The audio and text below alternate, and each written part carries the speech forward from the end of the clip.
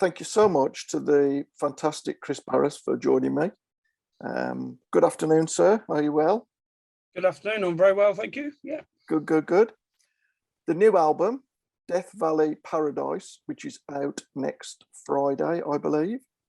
And I've had a sneaky, peeky listen to it.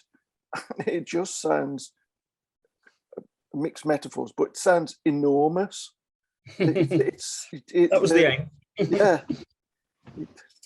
Yeah, I mean, with this album, we wanted to go, for a more modern sound, nice big production, and having a producer like Dan Weller on board, who's produced with like Enter Shikari, Monster Truck, Bury Tomorrow, and his own band Sixth. Yeah, I mean, he really brought the goods. We're exactly like from our very first conversation on the same page.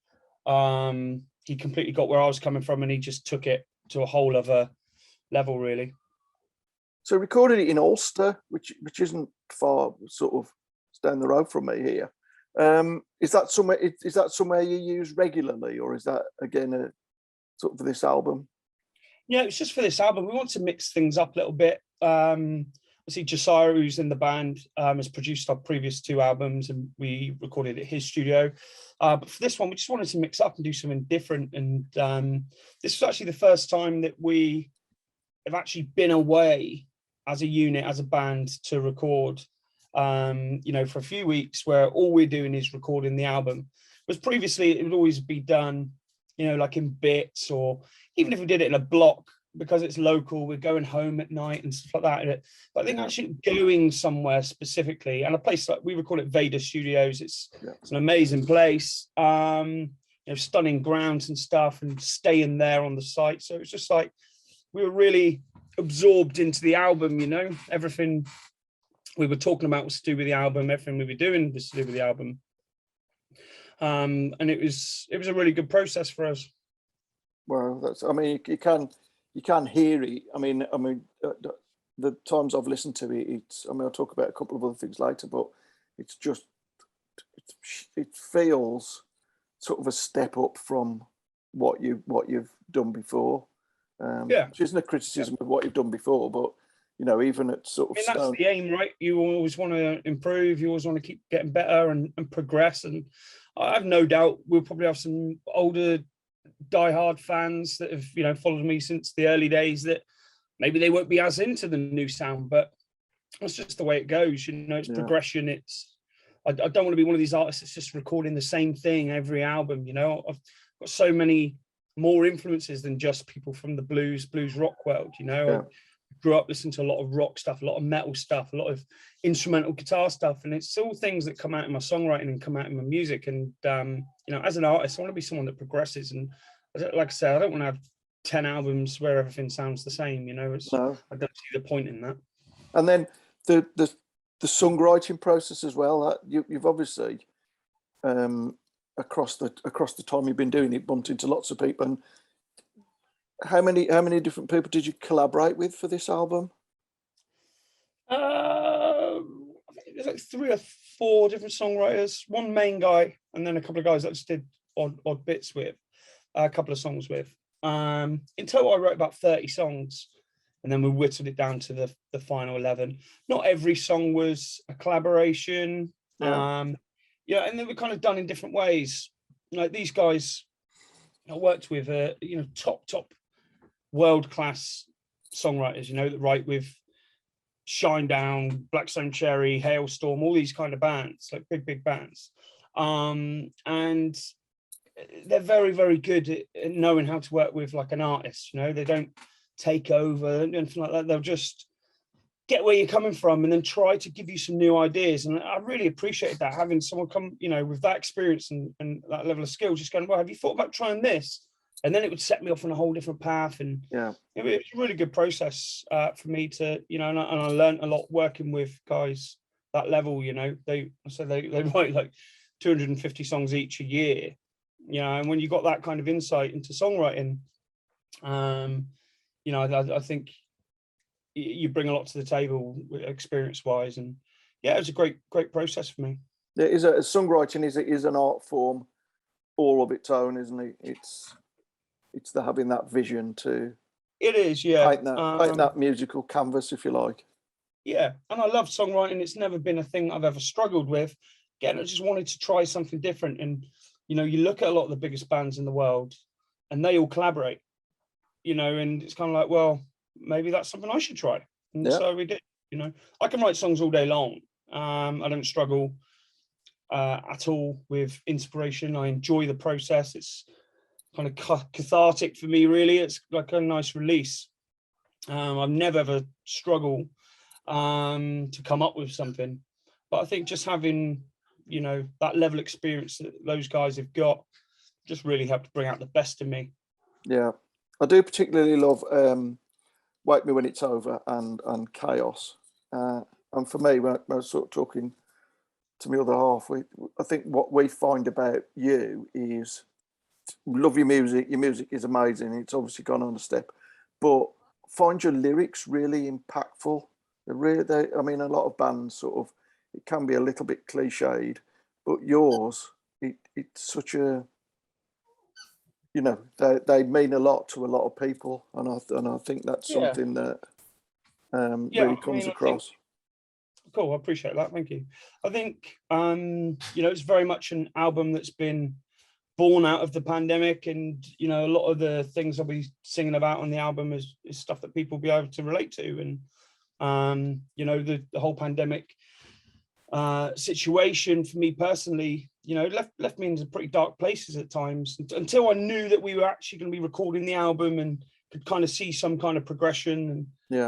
And you know, things started moving again, and once I could see like a light at the end of the tunnel, as it were, you know, everything was kind of good. But I think you know, the album very much is a product of the pandemic. It wasn't all written during that time. I mean, songs like My Parade was started before the pandemic. I wrote that as I came off the Light Up tour. But yeah, there's definitely like a, you know, an inspiration from the tough times there, and I think a lot of people will be able to relate to it. Yeah, definitely. And then, of course, in a couple of weeks, you'll be starting on the 8th of March. You'll be off on tour around these Fair Isles. Yeah, I bet. Yeah, it's been over two years, be almost 2.5 years since we've done a headline tour. And I think before that, we were doing 2 a year headline tours in the UK, which is probably a bit too much. But yeah, 2.5 years of not doing a headline tour. Obviously, we're very lucky we got to see the Black Sun Cherry tour at the end of last year. But, you know, support tours are amazing, but it's never the same as when you're on your own headline tour. And, you know, obviously there won't be as many people there as, you know, playing the Albert Hall with Black Sun Cherry. But it's just a different feeling when people have paid their hard-earned cash to come and see you. And yeah, there's just a different vibe in the room, and I can't wait for that. Yeah, and you're coming our way on the 13th of March, coming to KK's Steel Mill in good old Wolverhampton. Yep. I don't know if you've played there before or... Yeah, I did a few years ago with King. Yeah. Yeah, it's cool. It's a great place. It is a fantastic venue, and can't wait to sort of see you there. And you've actually got some stellar support as well from Florence Black. That's right, yeah. They're absolutely... Well, they're doing really well as well at the minute. What kind of other things have you got lined up for the rest of this year? Are you doing any festivals or anything like that? Well, we've kind of missed out on a lot of festivals for this year. Obviously, we got to do a few last year, but we don't really have much lined up. We always did a lot in Europe, like Germany, Switzerland, and places like that for festivals. But with the situation still, you know, all over the shop, we haven't had anything like that come in. So festival-wise, not really doing anything this year, but we're doing Wembley Arena with Thunder the end of May. Wow. We're doing the Joe Bonamassa Keeping the Blues Alive at Sea cruise in August. So we'll probably do a bit more of a retro toned down set for that. I can't see us like going out there and doing My Parade or someone else's jamming 12-bar blues. Well, no, true. So the band that's on the album, that's the live band as well? So you're sort of all on the album and then straight out? Yeah, that's right. I mean, that's the way I've always done it. Obviously with this lineup, this is the first album with this lineup. And this lineup with Kelpie on bass and Billy on drums, Kelpie McKenzie and Billy Hammett, and Josiah's moved from keys to guitar. There's just a whole new energy. There's like a whole new vibe when we get together and we play it. There's just more energy than I've had in previous lineups, and we're kind of all on the same page. And I mean, I've always worked with top class musicians. There's never been any issues there, but you know, maybe like previous guys have had different influences, kind of different backgrounds with what they kind of listen to or what they like. With the current lineup, we're just all on the same page. We all like the same thing. We all listen to the same stuff, and it's just a good vibe when we play, a good energy, and it's definitely come out on the record, and it certainly will when we play live too. Yeah. It's, I mean, it really has. One thing I wanted to touch on, and I don't think a lot of people realise your sort of path to where you are now from. And you've probably answered this question a million times, and I absolutely apologise. But your transition from the cage to the stage, as it were. Yeah. Have you always been playing music? Is that something that you'd always wanted to do and transition into doing that? Yeah, I mean, I started playing guitar when I was like 5 years old, so you know, music's always been like part of my life.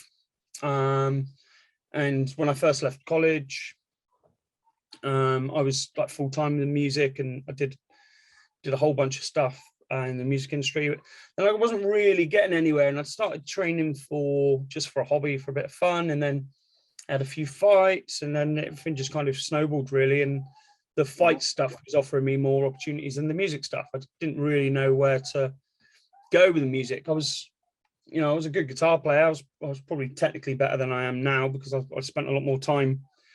I was a bit more of a shredder and spent a lot of time on the technique stuff more than I do now. But I don't think I was a very good songwriter when I was younger. I think probably everything that I've gone through and all the different paths and the experiences helped me mature into a better songwriter. You know, I don't think I was that good really in my early 20s to get anywhere. I could play guitar, but sing a bit, but I wasn't really the best songwriter. So then once I stopped competing, and I kind of needed like an outlet. I had my last fight August 2014. I still carried on coaching, and I had a fight promotion. I used to put on shows and stuff, but actually like fighting myself, I stopped August 2014, and I just started writing some songs, and I put a band together. And the whole time I was fighting, I still played in like cover bands and things. Used to play in a pub band that used to do Hendrix and Free, Bad Company, Deep Purple, that kind of stuff. Gary Moore, which is all right. It kept my hand in. But yeah, I just wanted to do some original gigs, really. I never really had any plans with the music side. It was never like, I'm going to try and make this my career. It was just like, I wanted to do a few gigs, play a few festivals to people that wanted to listen to some original music. And that was it. That was my goal. And it just kind of snowballed, really. Wow. Well, thank you so much for your time. It's sort of valuable, really valuable at the minute leading up to the tour.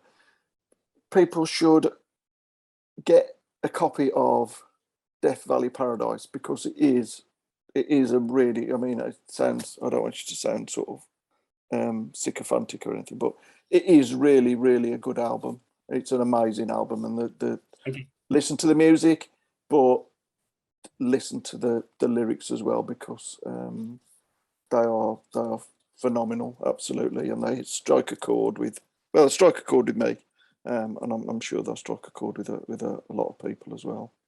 Nice one, appreciate it. Thank you. No, very welcome, and can't wait to see you at KK's on the 13th of March, and hope the tour goes well. I'm sure it will, and good luck for the rest of 2022. Nice one. Cheers, mate. Great to see you. Thanks, Chris. Good one. Cheers. See you later. Thank you.